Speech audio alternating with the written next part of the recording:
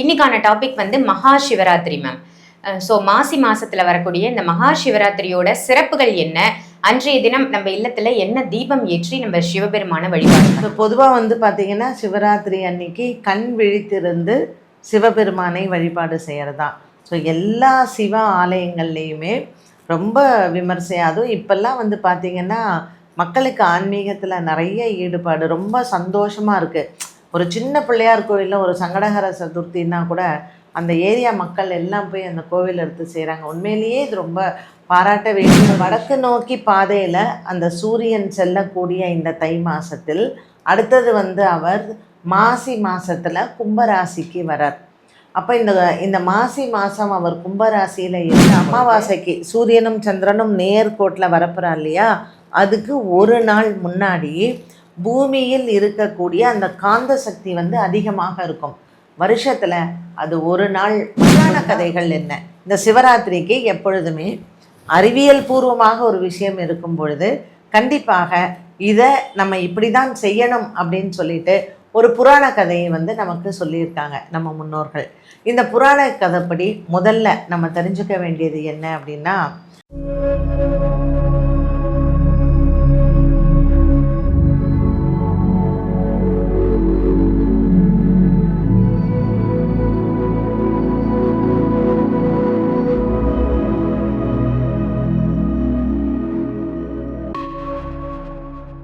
ஆன்மீக பரிகார நேயர்கள் அனைவருக்கும் அன்பான வணக்கங்கள். இன்னைக்கு நம்ம யாரை சந்திக்க வந்திருக்கோம் அப்படின்னு பார்த்தீங்கன்னா, அஸ்ட்ராலஜர் பாரதி ஸ்ரீதர் மேடம் தான் சந்திக்க வந்திருக்கோம். வணக்கம் மேம். வணக்கம் ஸ்ரீதர். மக்களுக்கு ஒவ்வொரு நாளும் ஒவ்வொரு புது புது டாபிக்ல நிறைய விஷயங்கள் நீங்க சொல்றீங்க மேம். நிறைய பூஜை முறைகளை சொல்லி கொடுக்குறீங்க, நிறைய நல்ல விஷயங்கள், பெண்கள் எப்படி இருக்கணும் அப்படின்னு நிறைய தெரிஞ்சுக்கிறோம் உங்க மூலமா. இன்னைக்கான டாபிக் வந்து மகா சிவராத்திரி மேம். ஸோ மாசி மாசத்துல வரக்கூடிய இந்த மகா சிவராத்திரியோட சிறப்புகள் என்ன? அன்றைய தினம் நம்ம இல்லத்துல என்ன தீபம் ஏற்றி நம்ம சிவபெருமான வழிபாடு பண்ணலாம்? இப்போ February 15 ஞாயிற்றுக்கிழமை அன்னைக்கு இந்த சிவராத்திரி வந்து இந்த வருடம் வந்து வருது. ஸோ பொதுவாக வந்து பார்த்திங்கன்னா சிவராத்திரி அன்னைக்கு கண் விழித்திருந்து சிவபெருமானை வழிபாடு செய்கிறதா.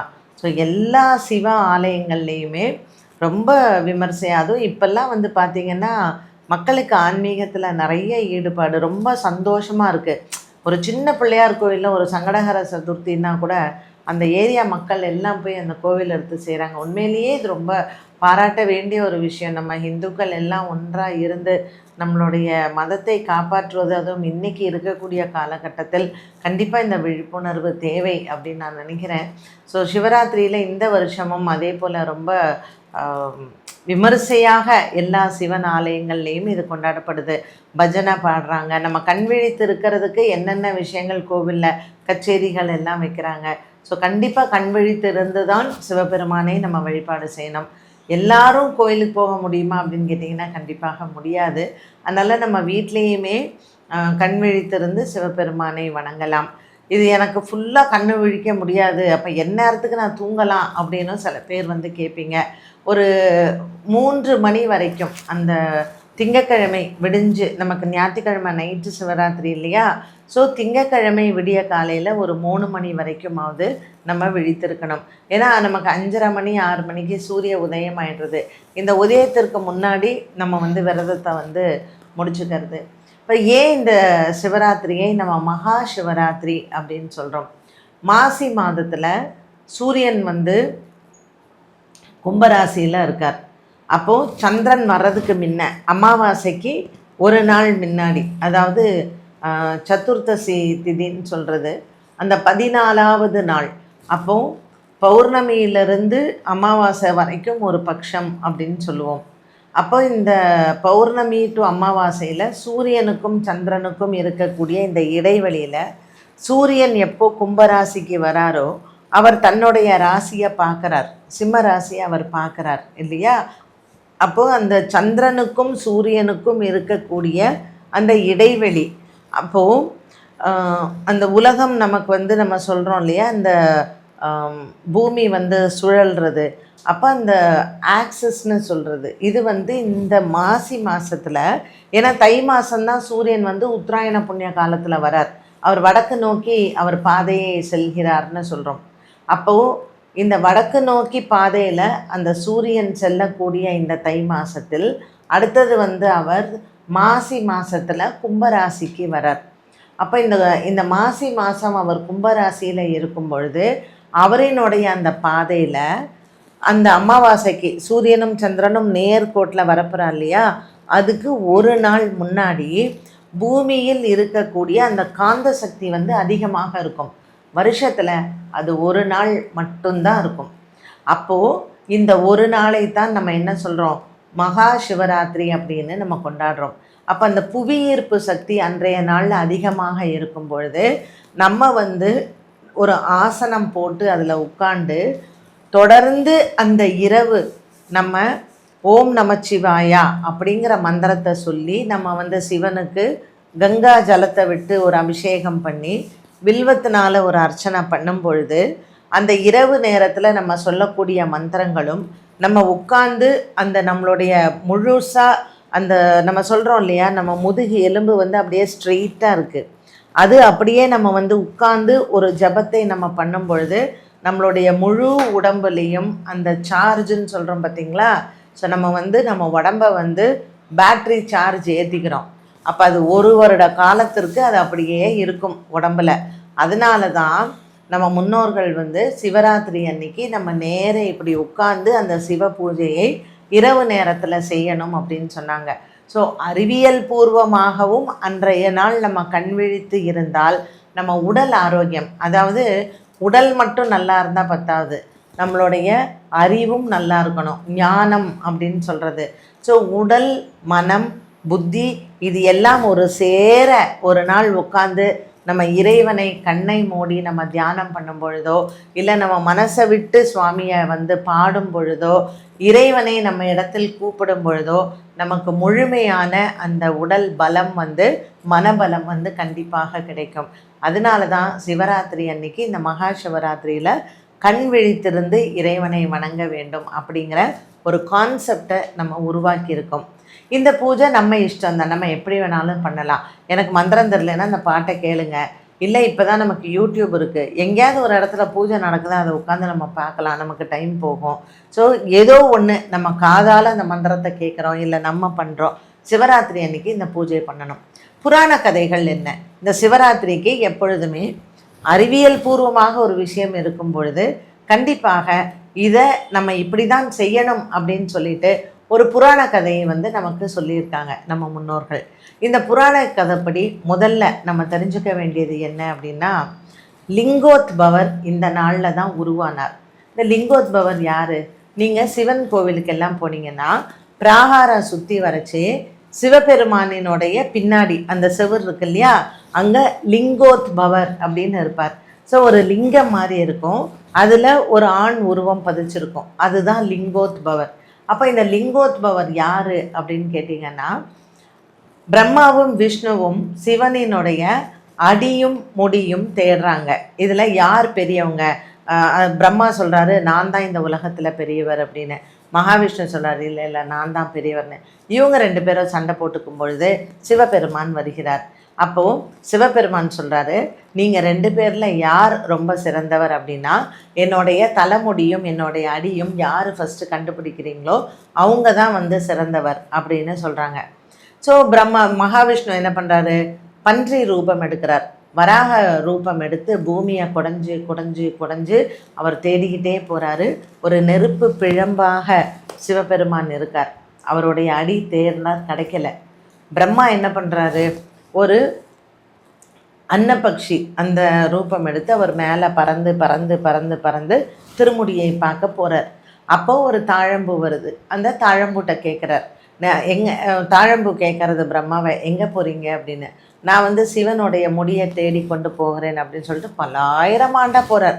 அப்போ தாழம்பூ சொல்கிறது, தாழம்பூக்கிட்ட பிரம்மா கேட்குறார், நீ சாட்சி சொல்கிறியா, நான் பார்த்துட்டேன் அப்படின்னு சொன்னேன். ஸோ தாழம்பூ பொய் சாட்சி சொன்னதுனால சிவபெருமான் கோவிலில் சிவபெருமானினுடைய பூஜைக்கு தாழம்பூவை அதனால தான் சேர்த்துக்கிறது கிடையாது. ஸோ இன்றைக்கும் இந்த விஷயம் பார்த்திங்கன்னா எந்த சிவன் ஆலயத்துலேயும் தாழம்பூவை எடுத்துக்க மாட்டாங்க. அப்புறம் மகாவிஷ்ணு ஒத்துக்கிறாரு, என்னால் முடியலப்பா நான் தோற்று போயிட்டேன் அப்படின்னு சொல்கிறாரு. ஸோ சிவன் என்ன பண்ணுறாரு, பிரம்மா இந்த மாதிரி பொய் சொன்னதுனால பூலோகத்தில் உனக்கு ஆலயம் கிடையாதுன்னு சொல்லிடுறார். அண்டு சிவபெருமானுக்கும் எப்படின்னு வந்து பார்த்திங்கன்னா, சிவன் அதனுடைய உருவ வழிபாடே கிடையாது. அவர் வெறும் ஒரு லிங்க ரூபத்தில் தான் அவர் இருக்கார். இந்த நெருப்பு பிழம்பு இருக்கு இல்லையா, அதில் இந்த லிங்கோத்பவராக அவர் காட்சி கொடுக்கிறார். ஸோ பிரம்மாவுக்கும் விஷ்ணுவுக்கும் ஏற்பட்ட இந்த போட்டியில் வந்து மகாவிஷ்ணு வந்து ஒத்துக்கிறார். அப்போது அந்த நாளில் இந்த மகா சிவராத்திரி அன்னைக்கு தான் இந்த லிங்கோத்பவர் தோன்றினார் அப்படிங்கிறது புராண கதை. ஸோ இது திருவண்ணாமலையில் இன்றைக்கும் இந்த மகா சிவராத்திரியில் லிங்கோத்பவர் தோன்றிய நாளை மிக விமர்சையாக கொண்டாடுகிறார்கள். இரண்டாவது கதை என்ன அப்படின்னு பார்த்தீங்கன்னா, இந்த மகா சிவராத்திரி அன்னைக்கு நான் சொன்னேன், உட்கார்ந்து நம்ம வந்து தியானம் பண்ணோன்னா புவி ஈர்ப்பு சக்தி அதிகமாக இருக்குன்னு. அது என்ன காரணம்? சூரியனுக்கும் சந்திரனுக்கும் இருக்கக்கூடிய இடைவெளின்னு சொன்னேன். சூரியன் யார்? சிவபெருமான். சந்திரன் யார்? பார்வதி தேவி. ஸோ இவங்க 2 பேரும் அவங்களுடைய சக்திகளாக ஒன்றாக இணைகிறார்கள். அப்போது சிவனும் பார்வதியும் இந்த இரவு திருமணம் செய்து கொண்டதாக ஒரு ஐதீகம். அப்போ உலகத்திலேயே ரொம்பவும் பலமான நாள் எது அப்படின்னு கேட்டிங்கன்னா இந்த மகா சிவராத்திரி தான். ஸோ பார்வதி தேவியும் சிவபெருமானும் திருமணம் செய்து ஒன்றாக இணைந்த நாள் இந்த மகா சிவராத்திரி. அதனால தான் அன்றைய நாளில் 4 கால பூஜை, யாகசாலையெல்லாம் வைத்து 4 கால பூஜை சிவன் கோவில்களில் எல்லாத்துலேயுமே வந்து பார்த்திங்கன்னா மிக விமர்சையாக சிவராத்திரி அன்னைக்கு இந்த அபிஷேகங்களும் ஆராதனைகளும் நடக்கும். அடுத்ததாக இந்த கதைகளில் வரக்கூடியது சிவராத்திரியில் வந்து என்ன விசேஷம் அப்படின்னா, பார்க்கடலை கடைந்த போது ஒரு பக்கம் தேவர்கள் கடையிறாங்க, ஒரு பக்கம் அசுரர்கள் கடையிறாங்க. இப்படி கடையும் பொழுது ஆலகால விஷம், அந்த பாம்பு வந்து தன்னுடைய விஷத்தை வந்து கக்குது. ஏன்னா அதை தானே வந்து மத்தா வந்து யூஸ் பண்ணுறாங்க அந்த மலைக்கு. அப்போ அந்த விஷத்தை என்ன பண்ணுறாரு, பூமியில் அது சிந்திடக்கூடாது, பூலோகத்தில் அந்த விஷம் சிந்தித்துன்னா பூமிக்கு வந்து ஆபத்து அப்படின்னு சொல்லிட்டு சிவபெருமான் அந்த விஷத்தை வந்து குடிக்கிறார். அப்போ பார்வதி தேவி என்ன பண்ணுறாங்க, அந்த கழுத்தில் வந்து இப்படி கையை வச்சு அப்படியே நிறுத்திடுறாங்க அந்த விஷத்தை. அதனால தான் அவருக்கு நீலகண்டன் அப்படின்னு பேர். கண்டம்னா கழுத்துன்னு அர்த்தம். அது நீல கலரில் அவருக்கு மாறுது. ஸோ ஆலகால விஷத்தை அருந்திய நாள் இதுதான் இந்த மகா சிவராத்திரி. ஸோ இந்த நாள் வந்து நீலகண்டனாக அவர் நமக்கு காட்சி கொடுத்தது, பூமியை காப்பாற்றினார் சிவபெருமான். ஸோ இப்படிப்பட்ட பல புராண கதைகள் வந்து இந்த மகா சிவராத்திரியில் வந்து இருக்குது. இந்த சிவராத்திரியில் வந்து நம்ம மாசி மாதத்தில் அமாவாசைக்கு பிறகு வரக்கூடிய, அதாவது அமாவாசைக்கு 2 நாள் முன்னதாக, மாசி அமாவாசை அப்படின்னாலே 2 நாள் முன்னதாக இந்த சிவராத்திரி வந்து வரும். உங்களுக்கு தெரிஞ்ச முறையில் நீங்கள் வந்து பூஜை பண்ணுங்கள். வீடுகளில் நீங்கள் ஒரு விரதம் இருக்கணும் அப்படின்னு சொன்னால் நிர்ஜலம் அப்படின்னுவாங்க. எப்படி வைகுண்ட ஏகாதசிக்கு நம்ம வந்து விரதம் இருக்கிறோமோ அதே மாதிரி தான். ஒரு தண்ணி கூட அருந்தாமல் சிவபூஜையை முழுசாக அன்றைக்கி செஞ்சு மறுநாள் காலையில், திங்கக்கிழமை காலையில் சூரியன் உதிக்கிறது இல்லையா, அப்போ தான் அந்த விரதத்தை வந்து முடிச்சுப்பாங்க. ஸோ ஞாயிற்றுக்கிழமை காலையில் சூரிய உதயத்தில் ஆரம்பித்த இந்த விரதம் திங்கக்கிழமை காலையில் சூரிய உதயத்தில் தான் அதை முடிப்பாங்க. ஸோ தண்ணி கூட கொடுக்காம சிவனுக்கு வந்து பூஜை பண்ணுற சிவன் அடியார்கள் எத்தனையோ பேர் இருக்காங்க. பட் நமக்கெல்லாம் என்னாலேயே முடியாது. அதனால் நீங்கள் உணவு அருந்தாமல் பால் பழம் இந்த மாதிரி ஏதாவது சாப்பிட்டுக்கோங்க. இப்படி தான் விரதம் இருக்க வேண்டும். சூப்பராக சொன்னீங்க மேம். அதாவது ஆக்சுவலாக நீங்கள் ஒரு ஸ்டோரி தான் சொல்லுவீங்க அப்படின்னு நான் நினச்சேன். அறிவியல் ரீதியாகவும் எப்படி நம்ம அன்றைக்கி வழிபாடு பண்ணுறது, ஆன்மீக ரீதியாக என்னென்ன புராண கதைகள் இருக்குது அப்படிங்கிறது மக்களுக்கு தெரியணும் அப்படின்னு ரொம்ப அழகாக சொன்னீங்க மேம். ரொம்ப அருமையாக இருந்தது மேம். அன்றைய தினம் ஏற்ற வேண்டிய தீபம் மேம், சிவனுக்கு இந்த ஒரு தீபம் ஏற்றணும்னா என்ன வேணாலும் ஏற்றலாம். நெய்யில் ஏற்றுங்க, நல்லெண்ணெயில் ஏற்றுங்க, உங்கள் வீட்டில் வந்து இழுப்பெண்ணெயில் ஏற்றுனீங்கன்னா இழுப்பெண்ணெயில் ஏற்றுங்க. ஸோ சிவபெருமானுக்கு வந்து பர்டிகுலராக இந்த தீபம் ஏற்றணும் அப்படிங்கிறது கிடையவே கிடையாது. அவருக்கு தேவை, அவர் வந்து அபிஷேக பிரியர். அதனால் நீங்கள் எவ்வளோ தான் அவருக்கு மேலே தண்ணி ஊற்றிட்டே இருங்களேன், அவருடைய உஷ்ணம் வந்து அவருக்கு அந்த நெருப்பு இல்லையா. ஸோ கங்கா ஜலம் வந்து ரொம்ப முக்கியம். அதனால் கங்கையில் யாராவது வந்தாங்கன்னா தீர்த்தம் எடுத்துகிட்டு வந்து வச்சு அபிஷேகம் பண்ணுங்கள். இல்லை கடையில் கிடைக்கிற கங்கா ஜலத்தை எடுத்துகிட்டு வந்து உங்கள் வீட்டில் சிவபெருமான் இருந்தார்னா நீங்கள் வந்து அபிஷேகம் பண்ணுங்கள். ரொம்ப ரொம்ப விசேஷம். அவருக்கு நெய் தீபமோ நல்லெண்ணெய் தீபமோ எதுனாலும் ஏற்றுங்க, அவர் அதை பற்றி கவலையே பட மாட்டார். ஆனால் அவருக்கு நீங்கள் எவ்வளோதான் அப்படியே பாலும் பன்னீரும் இளநீருமா சந்தனமாக கொட்டினீங்கன்னா Sivan is very happy. Super ma'am. ரொம்ப ரொம்ப ஒரு அற்புதமான பதிவாக இன்னைக்கு கொடுத்துருக்கீங்க சிவராத்திரிக்கு. நன்றி மேம். நன்றி.